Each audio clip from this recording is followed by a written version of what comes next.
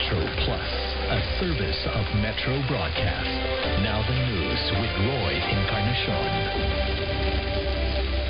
Donald Trump's claimed U.S. presidential election victory on Wednesday will essentially end the criminal cases brought against him, at least for the 4 years he occupies the White House. The first former U.S. president to face criminal charges, Trump, for much of this year, faced 4 simultaneous prosecutions over allegations ranging from his attempt to cover up a hush money payment to porn star Stormy Daniels during his 2016 campaign to his attempts to overturn his 2020 election defeat. A New York jury in May found him guilty of falsifying business records tied to the Daniels payment, making him the first former U.S. president convicted of a felony. Trump, a Republican, told an interviewer on October 24 that he would fire U.S. Special Counsel Jack Smith within 2 seconds of being sworn in.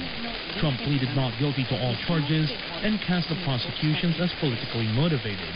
While Trump as president will have the authority to fire Smith and shut down the federal cases against him, he will not have the same control over the New York hush money case or Georgia's prosecution of him for trying to overturn his 2020 loss in that state. But his unique role as president makes it unlikely he will face legal consequences in either case during his term in office. Russian presidential spokesman Dmitry Peskov said he was not aware of any plans by Vladimir Putin to congratulate Donald Trump on his election victory, and people should not forget that the United States was an unfriendly country towards Russia.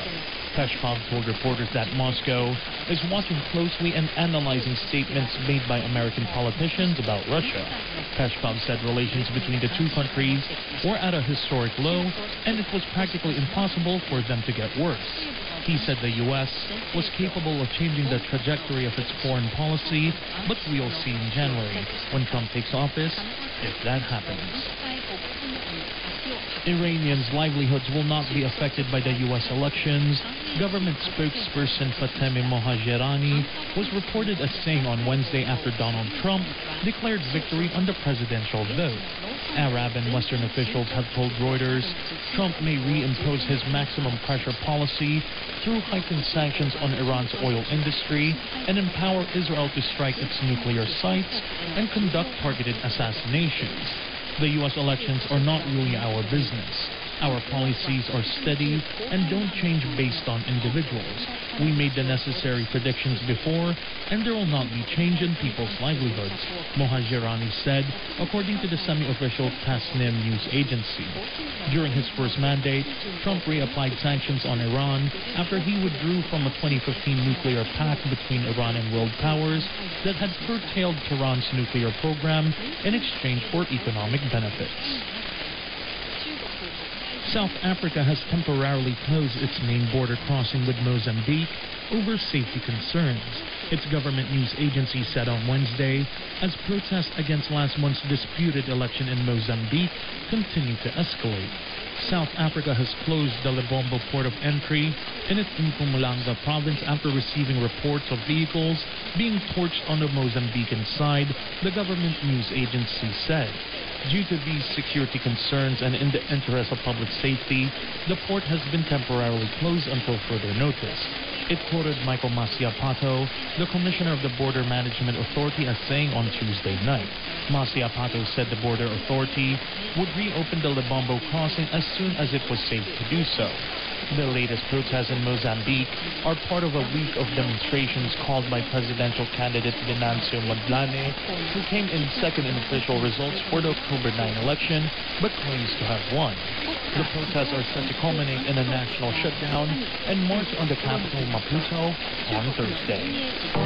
Metro Plus weather. It will be fine and dry and slightly cooler in the morning.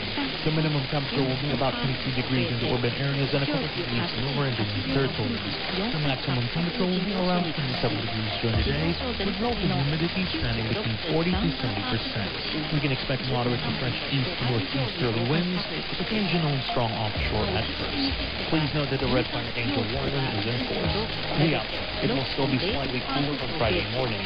The minimum temperature will be around 20 degrees, and it will be very dry during the day. It will be cloudier over the weekend, and there will be squalls. And that's the weather from Metro Plus, your connection.